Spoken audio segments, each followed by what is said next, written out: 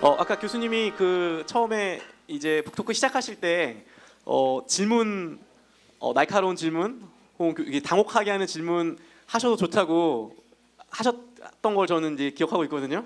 예, 여러분 질문하실 때 너무 뭐 예의를 갖추거나 너무 그 안전한 질문을 하지 마시고 예, 들었을 때 이런 질문을 하는 질문들도 좀 해주시면 예, 좋을 것 같습니다. 네, 그러면 그 준비가 되신 것 같으니까요. 네, 그 오늘 이제 강의 들으면서 혹은 그냥 평소에 믿음이라는 주제에 관련해 가지고 가지고 있던 질문들을 좀 해주시면 오늘 그걸 가지고 입으로 같이 이야기를 나눠보도록 하겠습니다. 질문 있는 분은 이렇게 손을 이렇게 살짝 표시해 주시면 마이크를 가져다 드리겠습니다. 지금 대학원에서 칸트 주제로 논문을 좀 쓰고 있습니다. 칸트 종교론과 역사 철학을 주제로 좀 논문을 쓰고 있습니다. 그래서 저도 이제 고신에서 신앙생활을 해 왔었는데 대학원 오면서 칸트를 공부하면서 교수님을 알게 됐고 교수님 칸트 관한 책뿐만 아니라 이제 신앙 관련 기독교 관련 책도 많이 읽게 되면서 말 그대로 이제 처음으로서도 이제 질문하는 신앙에 대해서 눈을 뜨게 된 것 같아요.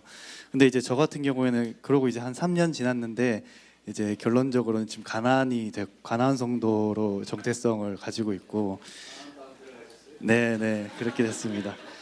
그러다 보니까 이제 교수님이 아까 말씀하신 그 질문하는 신앙에서 이제 알물 추구를 하려고 하는데 거기서 이제 동의나 확신으로 가지 못하고 오히려 지금 같은 경우에는 뭐 자유주의적인 신학이라든지 아니면 이제 무신론적인 관점을 가지고 그 완전 해체적으로 이제 성경이라는 전통을 이제 뭐 취할 것은 취하고 딱 그런 입장에 오히려 관심이 가는 사실 상황이 있습니다. 그래서 혹시 선생님께서 제가 만약에 뭐 제자라든가 아니면 뭐 어린 조카라든가 손자라는 가 이제 그러고 있으면 이제 어떻게 이제 조언해 주실 것 같은지 이렇게 조언을 한번 구해 봅니다. 나무라는 말입니까? 실컷 좀 꾸중을 좀 해달라는 이야기는 아닐 테고요. 계속 그렇게 가세요. 그러나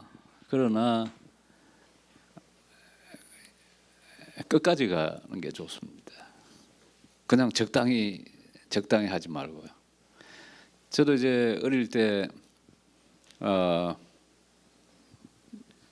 그 당시 보수주의 쪽에는 읽지 않던 본헤프, 폴 틸리히 그리고 불트만 이런 신학자들을 대학 1학년, 2학년, 3학년 그럴 때 읽었거든요.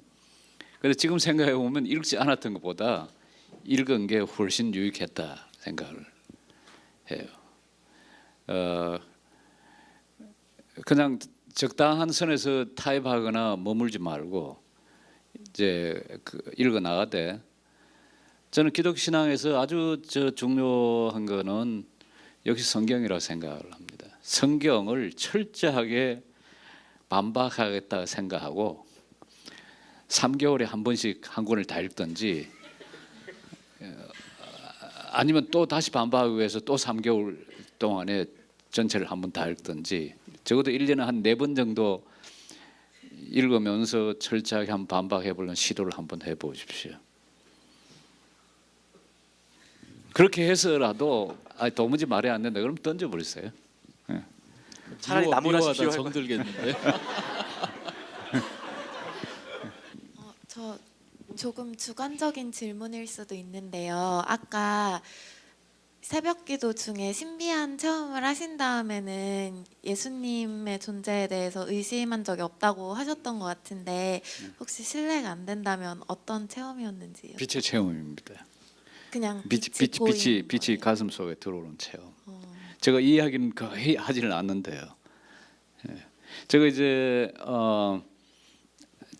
제가 살던 집이 제가 다니던 학교하고는 아주 이제 가까운 거리에 있었는데 시내 쪽에 중학교 2학년생을 좀 가르쳐 달라고 고등학교 때 저희 학교 영어 선생님 부탁을 받고 중2를 가르치느라고 잠시 좀 그 시내에 내려가 있던 적이 있었는데 그러니까 교회 새벽기도를 저 원래 목요일을 못 가고 집에서는 훨씬 그쪽이 더 가까운데 시내에 있는 그 교회를 훨씬 더 큰 교회 새벽기도를 다녔어요.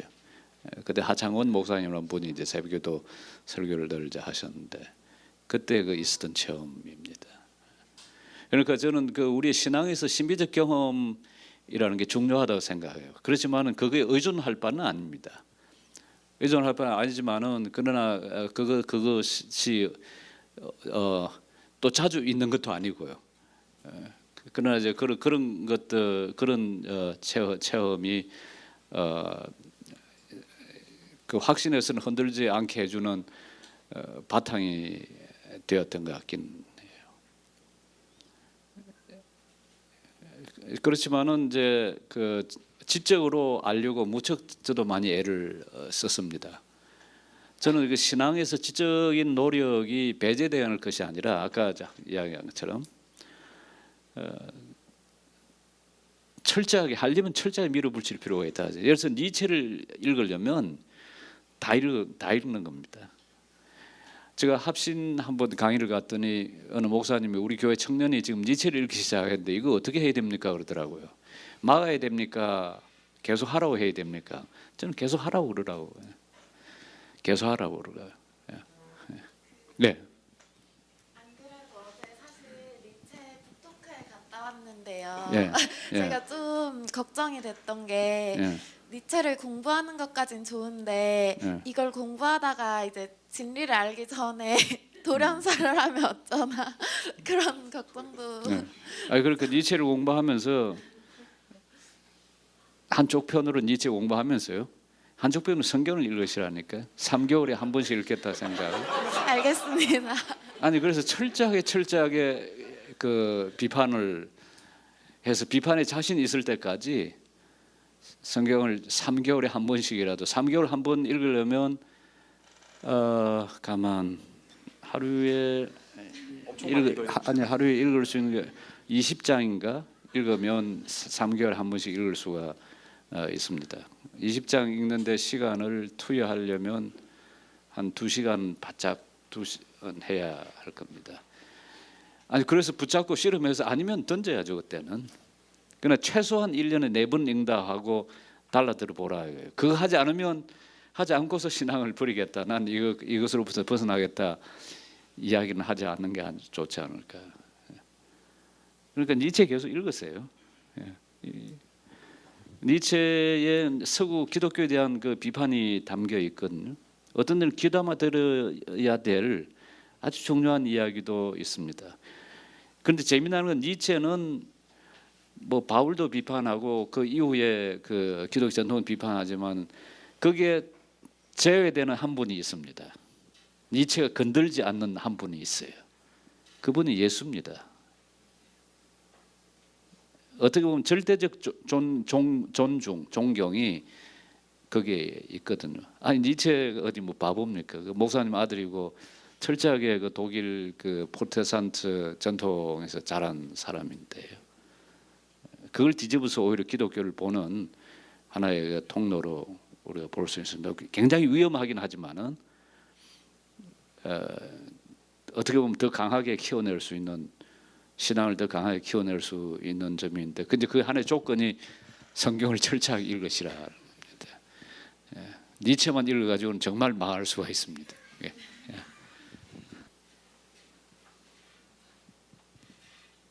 네, 교수님 강의 감사합니다. 제가 신앙생활을 하면서 계속 궁금했던 게 있었는데, 그러니까 하나님께 질문을 한다는 게 어떻게 보면 질문을 한다는 거는 답을 구하는 건데 하나님은 직접적으로 말씀을 해주시진 않잖아요. 그러니까 여러분 성경도 읽고 주변 사람들한테 물어보고 말씀도 듣고 여러 가지 다른 방면에서 답을 구하고, 근데 그게 시간이 굉장히 오래되면 될수록 되게 낙심이 되더라고요. 그러니까 그럴 때 점점 뭔가 질문은 하는 것과 답을 구하는 게 다른 건지, 그러니까 그럴수록 이렇게 내가 질문을 하는 것 자체를 억압하게 되면서 하나님과 점점 말이 없어지게 되고 그런 신앙으로 바뀌게 되는데, 뭔가 이렇게 질문을 한다는 게 이게 말은 어떻게 보면 굉장히 쉬운데 신앙적으로 굉장히 힘든 부분이라는 생각이 들어서 예. 질문 공자말을 인용을 할게요. 논어에 보면 공자가 그 하기 불사적망 사이 불학적태 이런 말을 쓰는데요. 공부를 열심히 하긴 하면서도 생각하지 않으면 얻는 게 없고 생각을 하면서도 공부를 하지 않으면 즉 배우지 않으면 아니면 읽지 않으면 그건 위태롭다. 그러니까 공부를 성경을 읽을 때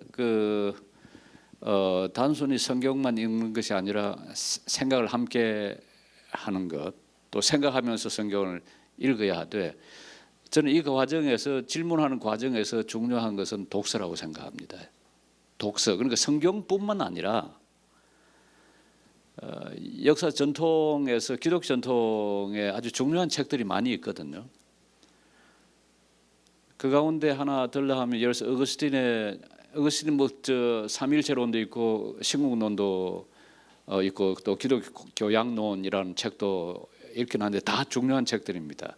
그렇지만은 지금 읽어도 어떤 시간의 거리를 느끼지 않는 책이 고백록입니다.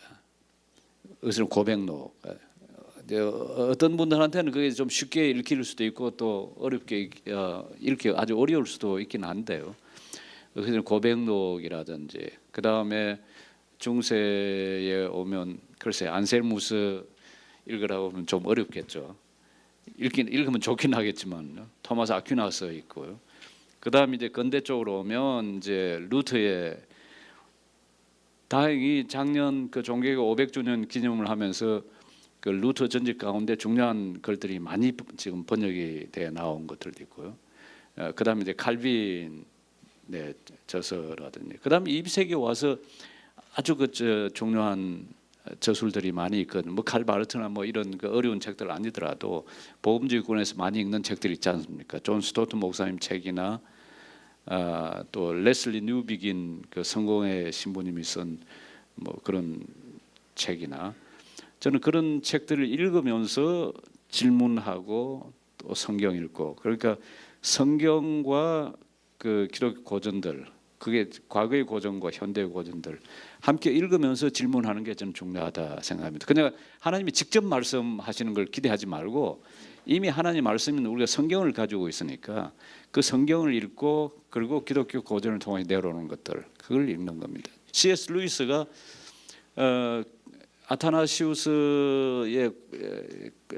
아타나시우스가 쓴 그 예수님의 그 성육신에 관한 그 책 서문을 쓰면서 했던 게 저 기억 속에 남아 있는데요. 그게 뭐냐면 고전을 우선 읽어라. 읽을 때 현대 고전 50% 그리고 과거의 고전 50% 기독 역사 전통에서는 그렇게 읽어라. 현대 고전이라는 것은 20세기 고전들을 이야기를 합니다. 20세기의 그 중요한 책들 그것 읽고 그 다음에 기독 전통 2000년 전통의 그 고전들을 이제 읽어라 그렇게 이야기를 하죠. 혼자서 생각하는 것보다 혼자서 또 질문하는 것보다 고전들을 이제 읽으면서 질문하는 거에 훨씬 얻어내는 것들이 많습니다. 20세기 고전 가운데 아까 이야기한 존 스토트 목사나 뭐 그런 뿐만 아니라 가령 본헤프의 책들, 지금 보이는 사람들에서 몇 년 전에 나왔죠. 세 권 그 나를 따르라 하고 옥중 쓰신 그 다음에 게마인 자메스 레벤 그게 뭐죠 우리말로 그 성도 신도의 공동생활인가요?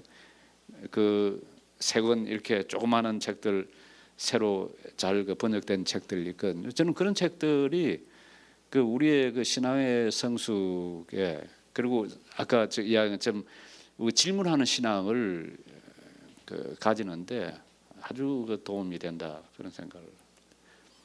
다시 한마디로 요약하면 질문만 하지 말고 책을 읽어라. 읽으면서 질문하고 읽으면서 생각하라. 그렇게 말씀드리고 싶습니다. 예. 저는 불과 몇 년 사이에 불과 몇 년 사이에 예. 네, 한 몇 개월 전만 해도 예. 저는 나름 제가 좋은 나무라고 생각하고 살았거든요. 예. 그냥 좋은 행동을 하려고 하고 예. 뭔가 열심히 하려고 하고 근데 좀 지나고 이제 돌이켜 보니까 제 안에 자리 잡고 있는 것들 이 뭔가 우월감, 열등감 그리고 뭔가 남을 향한 무시나 약간 이런 안 좋은 것들만 남아 있는 거예요, 제 안에. 그래서 그런 것들을 보면서 아, 내가 좋은 나무가 아니고 나쁜 나무구나 이런 생각을 하게 됐어요. 그래서 되게 많이 좀 충격을 받았고 그동안 내가 믿어온 것이 무엇인가, 나는 무엇을 위해서 이렇게 살아왔는가 뭔가 이런 생각을 하게 됐거든요. 그래서 아까 교수님께서도 좋은 나무는 좋은 열매를 맺고 나쁜 나무는 이제 나쁜 열매를 맺는다 이런 이야기를 해주셨는데 저 말이 아니고 예수님이 하신 말씀. 네, 성경에. 근데 저는 좋은 나무와 나쁜 나무는 그럼 무엇으로 결정이 되는가? 그리고 좋은 나무가 끝까지 좋은 나무로 남을 수 있는가? 약간 끝까지 그렇게 갈 수 있는가? 이런 생각이 좀 들었거든요. 생각을 해보십시오. 무엇이 좋은 나무를 또는 나쁜 나무를 만들까요? 그냥 제가 이제 성경에서 질문하라 해놓고 제가 또 질문을. 성경에서 봤을 땐 예. 그냥 예수님께 잘 붙어 있는 가지가 예. 좋은 나무이지 않을까 예. 이제 이런 생각을 했는데 시작은 그랬다고 생각했는데 예. 뭔가 어느 순간 보면은 조금 거기와는 거리가 멀어져 있는 왜 그렇게 거리가 멀어졌습니까? 글쎄요. 스스로 물어보십시오.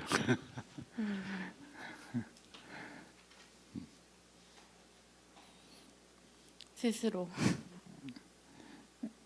그래도 그 열망이 저는 귀한 것 같아요. 좀 그렇게 생각하시는.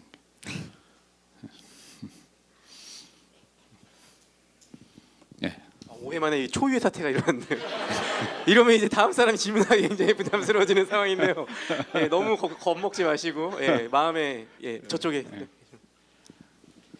저는 궁금한 게 되게 원초적인 거고 너무 기초적인 거라서 약간 좀 창피하긴 한데요.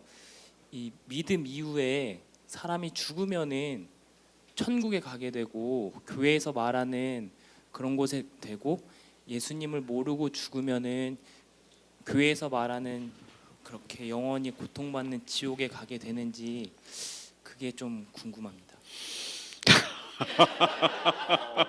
목사님 좀 답해보시죠.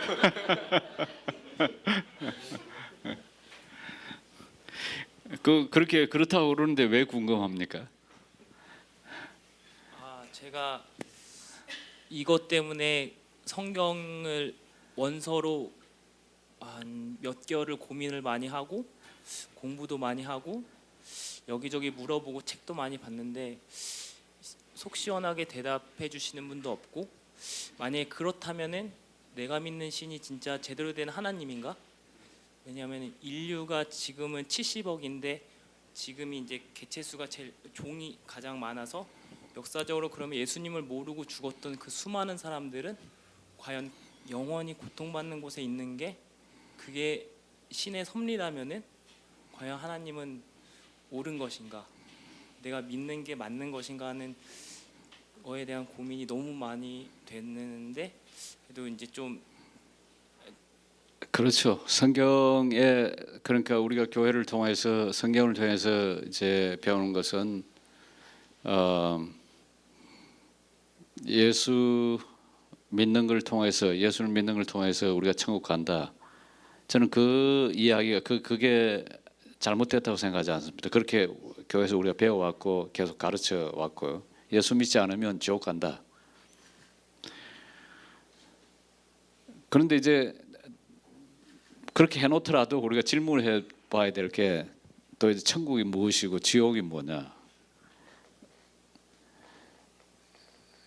어떤 곳이 천국이고 어떤 곳이 지옥이냐? 그리고 누가 지옥 가냐? 이 이야기를 길게 하지 않고 짧게 이야기를 하자면요. 저는 하나님 아버지께서 예수 그리스도를 통해서 이루신 일은 원칙적으로 모든 사람들을 한 사람도 빠지지 않고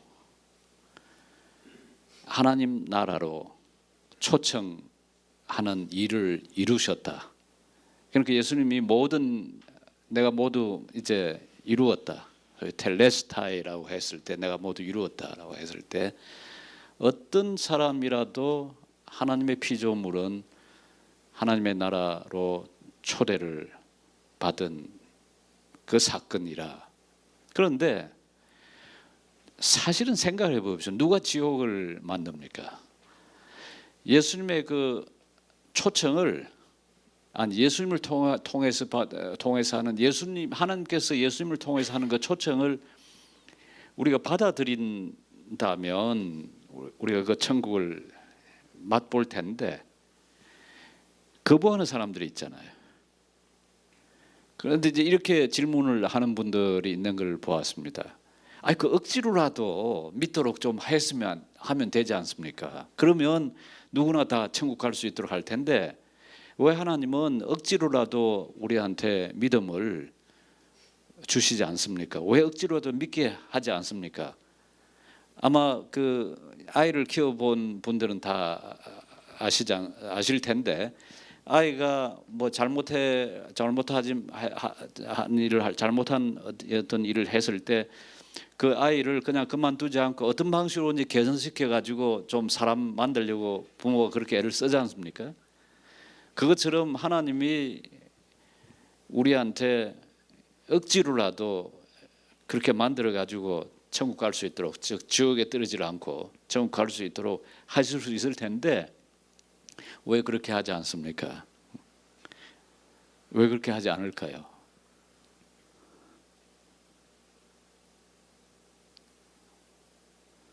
왜 하나님이 그냥 멱살 이렇게 잡아서라도 끌고 가시면 될 텐데 왜 그렇게 하지 않을까요?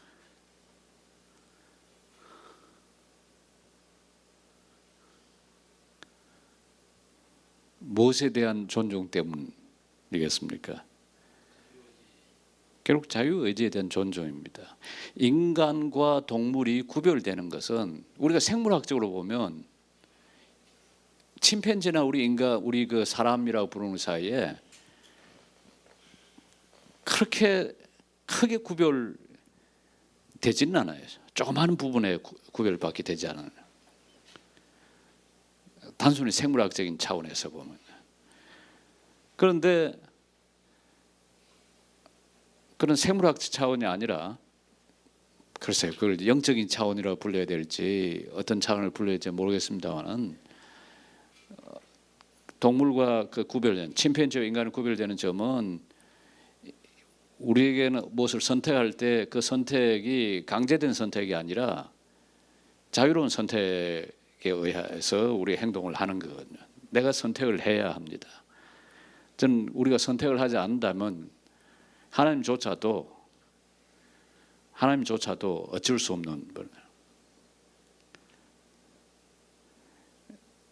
어떤 방식으로 이제 그 환경을 통해서 이제 여러 가지 방식으로 우리를 설득을 시키려고 하나님이 애쓸 수는 있겠죠. 그러나 결국 마지막에는 그 하나님의 초청, 하나님의 부르심을 우리가 기꺼이 수용하고 받아들여야 될 텐데, 저는 지옥의 존재는 영속하리라 하는 생각을 하는 편인데요. 그 이유는 끝까지 하나님의 그 사랑, 하나님의 초청에 응하지 않고 반대하고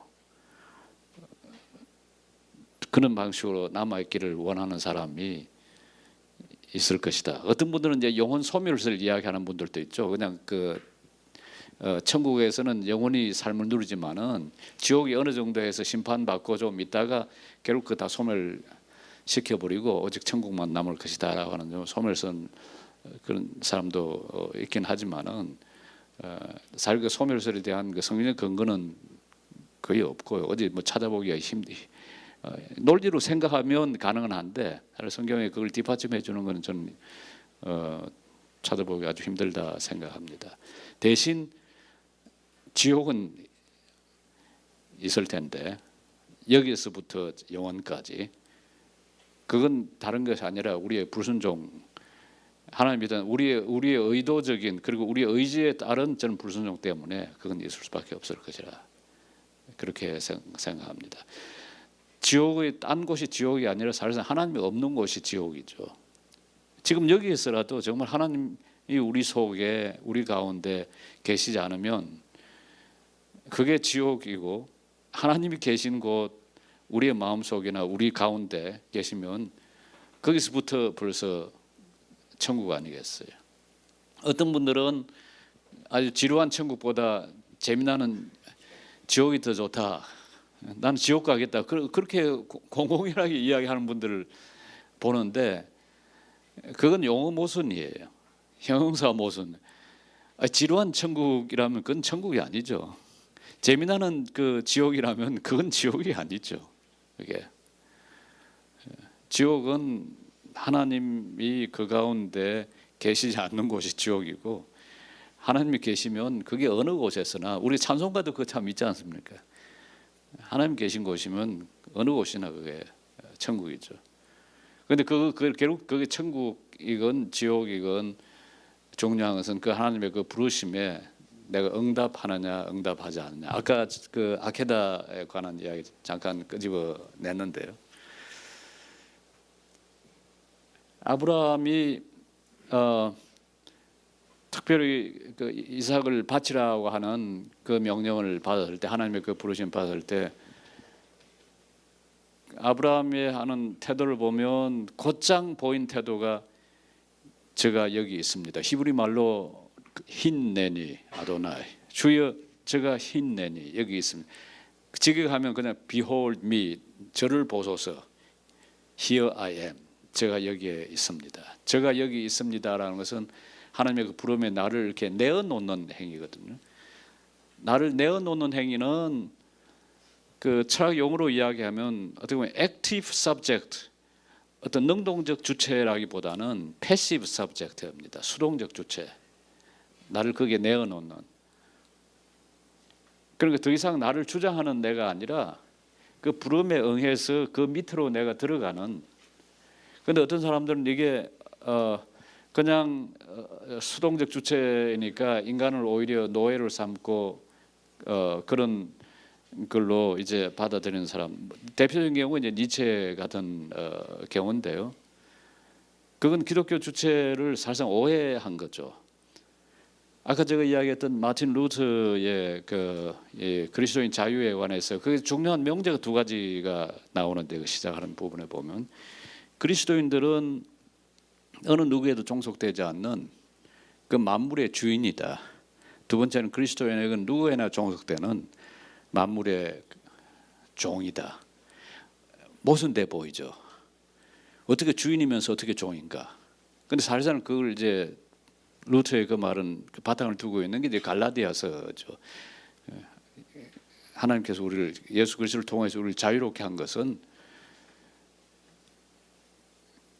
누구에게는 그러니까 육체의 소욕으로 그 자유를 사용하지 않고 그걸 오히려 그 이웃을 위해서 종로로 타기 위해서 사용하기 위해서 하나님께서 우리를 자유롭게 하셨다. 자유롭게 하셨기 때문에 우리가 어디에도 종속될 수 없는 주인이면서 동시에 그 자유를 나를 위해 사용하기보다는 이웃을 위해서 오히려 이웃의 그 고통과 이웃의 짐을 짊어질 수 있는 그 주체가 되기 위한 그런 의미의 subject. subject란 말은 어디에 종속된 이란 그 뜻이죠. 사실은 오히려 타인의 짐을 짊어지는 그런 존재가 되기 위해서 하나님께서 우리를 부르셨다. 그러한 그 모습을 우리가 아브라함에게서 사실은 볼 수가 있습니다. 힌내니 제가 여기 있습니다. 보소서 제가 여기에 있습니다. 힌내니 그걸 저는 이제 응답하는 믿음이라 이제 그렇게 이름을 붙였죠. 제가 또 여기까지 나와가지고 질문하기 힘들게 받아서 제가 다시 앉겠습니다. 전 질문을 위해서 좀 궁금한 게 있는데 여기 챕터마다 질문이 이렇게 되어 있는데요. 아 그래. 이 질문은 아 교수님 뒤에 하신- 붙어 있는 질문. 네네, 강의마다 뒤에 질문이 이렇게 예, 붙어 그 제 제자 부부가 만든 질문인데 아, 제가 만든 건 아니고요. 마지막 강의의 마지막 질문에 한번 예 뭐라고 되어 있습니까? 신앙과 이성을 서로 대립되는 것으로 보는 한국 교회의 잘못된 관행을 예, 바로잡기 위해서 어떤 노력이 더 필요할까요? 예, 이런 질문이 마지막 질문입니다. 그리고 예. 마지막 강의에서 정리해 주실 때 제가 받아들이기로는 모든 사람들이 가지고 있는 상식이라는 것, 그러니까 커먼 센스. 네, 예, 모든 사람들이 가지고 있는 상식이 지성을 회복하는 일종의 길잡이가 네. 될 수 있다라고 저는 받아들였거든요. 뭐 그거는 전체가 아닐 수도 있지만 그래도 이제 마지막 질문에 한국 교회가 가지고 있는 그 문제점을 예. 모두가 가지고 있는 것, 이 상식이라는 통로를 통해서 지성을 회복하는 길이라고 생각하는데 네, 그건 하나의 말고 혹시 다른 것이 있는지. 예, 하나의 통로죠. 그러니까 그때 커먼 센스는 커먼 날리지하고는 구별해야 합니다. 예를 들어서 뭐 물은 백도시에 끓는다. 한국의 수도는 서울이다. 그건 커먼 날리지죠. 우리 한국 사람들이면 또 아주 기초적인 과학을 배웠으면 누구나 알고 있는 일반 상식이죠. 근데 커먼 센스라고 하는 건 그 커먼 날리지하고 달리 커먼 센스는 한나 아렌트 같은 경우는 그걸 sense of community 그렇게 표현을 하는데요. 공동체 의식이라 누구나 사람이면 같이 서로가 common 이렇게 통용할 수 있는 그런 의식, 그런 지각 능력 그걸 상식이라고 이제 부르는 거거든요. 그러니까 이건 많이 배웠다고 해서 더 많이 가지고 있고 그 배움의 수준이 얕다고 해서 결여된 그런 게 아니라 사람이면 잘 누구나 조금 생각할 수 있다면 다 공유할 수 있는 그런 의식이고 그런 지각 능력이라는 뜻입니다. 그러니까 저는 우리의 신앙이라는 것도 제대로 신앙생활하려면 그 기본적 커먼 센스를 바탕으로 해서 여기에만 신앙이 머무는 건 아니죠. 물론 이걸 이제 뛰어넘고 그 이상으로 나아가야 되는데 제가 커먼 센스를 강조한 이유가 이것조차도 지금 이거 부족한 상태, 이것조차도 없는 아니면 아예 이걸 무시해 버리고 마치 신앙이라고 그러면 이건 아주 다르고 전혀 어떤 특별한 어떤 것처럼 저는 그렇게 생각하지만 우리 성경을 쭉 읽어보면 정말 성경을 제대로 이해하려면 국어 공부 잘해라. 아니 그러나가 뭐고 그러면이 뭐고 그렇다면 그 접속사 제대로 이해를 해야 하고 주어가 뭔지 동사가 뭔지 그 제대로 이해를 해야 하는 거거든요. 그러니까 기본적 커먼 센스를 회복하는 게 우리 교회에서 참 필요하겠다. 이제 그래서 마지막 그 네 번째 강의였어요. 그 제가 강조를 했는데요. 이제 결론을 쓰면서 제가 이제 커먼 센스를 이야기하고 지성의 중요성을 이야기했지만은 그러면 지성 가지고 그거 가지고 신앙생활을 다 하는 거냐? 천만에요. 지성을 강조한 이유는 지성을 워낙 아무것도 아닌 것처럼 배격을 하니까 지성을 제가 강조했을 뿐이고요. 사실상은 그보다 더 밑바탕에 훨씬 더 중요한 것은 결국 우리의 가슴입니다. 우리의 가슴은 다른 표현하면 그야말로 우리가 뭘 사랑하는가. 단적으로 말하면 우리가 돈을 사랑하는가 아니면 하나님을 사랑하는가. 이게 크게 나누어진 거죠. 마태복음 6장에서 너희가 재물과 하나님을 겸하여 섬길 수가 없다. 제가 자크 엘룰이 쓴 그 책들이 많은데 그 중에서 제가 보면서 참 탁월하다라고 느꼈던 게 그 라르장 돈이라고 하는 그 책인데 우리말로는 그게 하나님이냐 돈이냐 아마 그렇게 한번 번역된 적이 있을 겁니다. 거기서 이제 만몬을 설명하는 이제 대목에서 보면 자크 엘룰이 어떻게 설명하냐 만몬이라는 말 그게 어디서 나왔냐 그게 이제 아멘하고 같은 이제 만몬, 아멘, 아만, 아멘, 그 에메트 히브리 말로 에메트란 말이 진리란 말이고요. 아멘 그러면 그게 진실, 아만 다 그 가지. 그래서 그 뿌리 말이 되는 게 뭐냐하면 아멘이든 에메트든 뿌리 말의 뜻이 견고하다, 튼튼하다라는 뜻입니다. 만몬이란 말이 이것과 연관된 말이야. 그러니까 재물이 만일 우리가 하나님을 섬기지 못한다면 재물만큼 튼튼하고 견고해서 우리가 의지할 데가 없다. 그런 의미를 이제 갖는 거죠. 만일 그러니까 하나님에 대한 믿음이 없다면 재물에 의존할 수밖에 없어요. 왜냐하면 뭐 그것만큼 확실하게 우리의 존재를, 우리의 미래를 보장해 줄 수 있는 게 없으니까요. 그러니까 결국 뭐가 문제냐 하면 지성도 중요하고 커먼센스, 상식도 중요한데 결국은 우리의 가슴이, 우리의 그 사랑이 그게 어디에 가 있나. 저는 그것의 회복이 어떻게 보면 제가 지성도 강조하고 상식도 강조했지만은 사실 이 사랑의 회복, 우리의 가슴이 지금 도대체 어디에 놓여 있는가 하는 그 물음에 대한 답이 저는 현재 우리 한국 교회를 회복하고 한국 교회 신앙을 회복하는데 훨씬 더 중요한 일이라 그렇게 생각을 합니다. 왜냐하면 이 가슴 이거는 아까 이야기한 것처럼 단순히 그냥 우리가 지적으로 생각할 수 있고 뭐 논리적으로 따질 수 있고 하는 그것보다 훨씬 더 깊은 삶의 차원이거든요. 그러니까 마틴 루터도 보면 여기 루터교 목사님 와 계시는 제가 오늘 저녁에 마틴 루터 이야기를 너무 많이 합니다만 그 대요리 문답 해서 보면 그 일문에 대한 나 외에 하나님 다른 신을 섬기지 말라 할지라다. 거기 보면 우리의 헤아죠. 우리의 이 심장을 어디에 두느냐. 그 이야기 다른 말 우리의 페타운, 우리의 그 신뢰를 결국 어디에 두느냐. 그게 신을 만들어낸다. 그게 하나님을 만들어낸다. 그리고 우리의 신뢰를 돈에 두면 우리가 돈의 신을 만들어내는 거고 권력에 두면 우리가 권력의 신을 만들어내는 거라. 그래서 이제 칼빈도 기도 강요에서 그러잖아요. 우리의 가슴, 우리의 심장 이게 우상을 만드는 공장이라. 결국 우리의 가슴, 우리의 심장이 문제다. 그러니까 참된 그 믿음의 문제는 우리의 심장, 우리의 가슴의 문제다. 그렇게 해서 한마디로 이야기할 수 있을 것 같습니다. 네, 방금 질문에 대한 답변을 오늘 북토크 전체의 어떤 맺은말로 해도 될 만큼 아주 매끄럽게 좋은 말씀 너무 감사드립니다. 네, 오늘 저희가 이렇게 5번째 청월함 월간 북토크 진행을 해봤고요. 네, 그 교수님이 쓰신 이 믿는다는 것 이 책이 책에서도 밝혀져 있지만 믿음의 한 일부분 그 행위적인 부분을 다루고 있는 책입니다.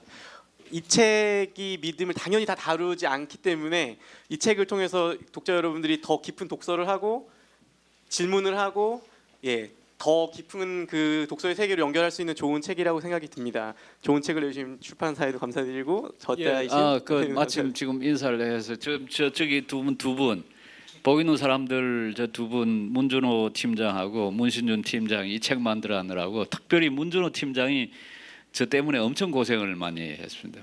우리 그저 혹시 할 수 있으면 박수 한번 쳐드릴까요? 수고하십니다. 제가 이 원고 출판사의 원고 넘어갔을 때 이 책으로 치면 제 원고 한 160페이지 분량이었습니다. 그래서 지금 결국 나온 건 200페이지 분량으로 나왔는데요. 2달 동안에 원고를 주고받고 하면서 이게 원고가 자꾸 이제 늘어났습니다. 그 일을 하느라고 무척 고생했는데요. 제가 지금까지 쓴 책 중에서 가장 쉬운 책이라고 썼는데 그 칼빈 신학교가 한국인 어느 학생이 그러더라고요. 교수님 우리 한국교회 성도들의 수준을 너무 높이 봅니다 그러더라고요. 쉽지 않다고요. 어쨌든 나는 제일 쉬운 책이라고 썼으니까 그렇게 읽으라 그러긴 했습니다만은 모르겠습니다. 좀 더 명료하게 좀 더 쉽게 책을 쓰긴 해야 되겠는데 아직도 이게 이 논문 쓰는 그 습관들이 좀 남아 있어가지고 좀 쓸데없이 좀 어렵게 들리는 또 어렵게 읽히는 부분이 없지 않아 있을 수도 있겠습니다. 그럴 경우에 용서하십시오. 네, 그 바쁘신 와중에도 멀리서 이렇게 오늘 청월함 북토크를 위해서 시간을 내주신 우리 교수님께도 박수 한번 쳐드리면 좋을 것 같습니다. 네, 청월한 북토크는 앞으로 계속됩니다. 네, 그 더 깊고 넓은 책 읽기를 위해서 저희가 준비한 북토크들 기대해 주시고요. 5회가 이렇게 마무리되었습니다. 6회에도 꼭 다시 뵙게 되길 바라겠습니다. 함께해 주셔서 감사합니다.